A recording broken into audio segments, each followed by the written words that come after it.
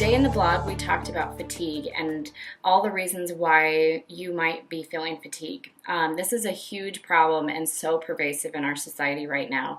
And now in this video, I want to give you a couple simple tips that you can use every day to help eliminate that symptom. So the first thing that you need to do when you are feeling fatigue is rest. Yes, you need to rest. And I'm giving you permission. So a lot of times, especially in our society, we feel really busy and really rushed to do a lot of things. And if we're not the Pinterest mom and we're not involved in all these things and doing all these things and our kids are doing all these things, then something's wrong with us or we're not doing enough. And that's just not true. And a lot of times we feel fatigued because we're trying to do too many things. And so when that symptom comes up of fatigue, rather than pushing it aside, trying to suppress it, trying to move through it, just sit with it and listen and see what your body has to say. You might just have too many things on your plate right now. And if you can listen to that message and honor it and shift things in your life, your body is going to reward you greatly. So the first thing you need to do when you're feeling tired is stop what you're doing, listen, see if there's a message underneath of that, and then go take a nap. And maybe it's really as simple, the answer really is as simple as, getting into bed a little bit early for the next 2 weeks, or, scheduling in some self-care time, some downtime. See what you need. Everybody's a little bit different. And it really can be a simple answer. It doesn't have to be complicated. So rest and just listen and see what other messages are there. Another thing you can do, 5 minutes a day is really all it takes, is use the power of visualization. So our experience and the things that we feel, so fatigue or anxiety or whatever we're experiencing, is created out of our thoughts and our emotions. So what we need to do is use that to our advantage. So taking 5 minutes in the morning, maybe as you're waking up, maybe when your little one's down for a nap, maybe before bed, whatever is good for you, just take 5 minutes and really think about what it would be like to have energy and vitality.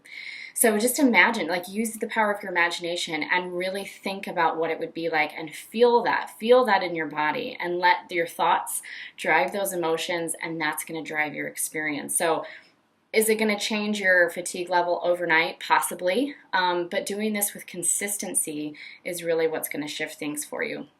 So again, just close your eyes, take a few deep breaths, and really imagine, what would you be doing with your life if you weren't having that constant fatigue? How would things be different? How would you feel? Where would you be? What would you be doing? So really just explore it. And it's really kind of fun just to make up these stories and see yourself on the other side of that fatigue. What would it be like? And, how would your relationships change? Maybe your relationship with your spouse would be different. So just think about it. So just 5 minutes of visualization, feel those emotions, feel it in your body, and that is going to start shifting your whole experience. So another thing that you can do, and you may need a professional assistance doing, but you can do some of this on your own, is releasing emotional stress. So this was my problem a few years ago when I was suffering from an autoimmune disease, and I was insanely fatigued, and I could not figure out what was wrong. I knew something was off. I knew that I just did not feel good, but on paper everything looked fairly okay.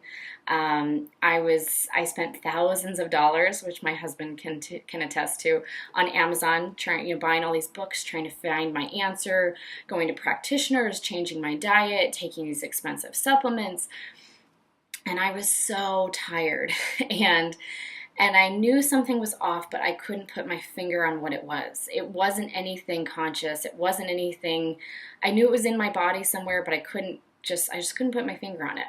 Well, it was this trapped emotional traumas, and that's what trapped emotions do. They're the residual energies of old emotional experiences that are still being triggered and are with us today. And so for me, it was having a professional, a certified practitioner that I went to for about a year. I worked with her pretty closely. It shifted things so quickly for me.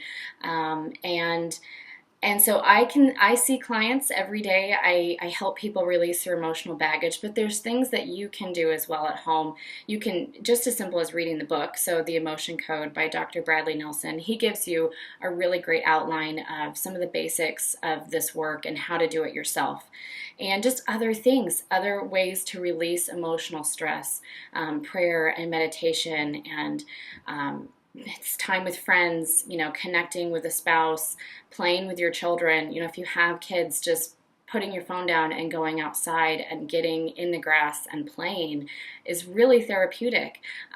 Doing art, coloring, and being outside, going for walks, all of these things help shift that emotional stress out of the body. So hopefully you found this video helpful. And if you did, please comment below. Let me know if you've tried any of these things and how they've helped. And if this video could be helpful for anyone in your life, please pass it on. And I will talk to you soon. Bye.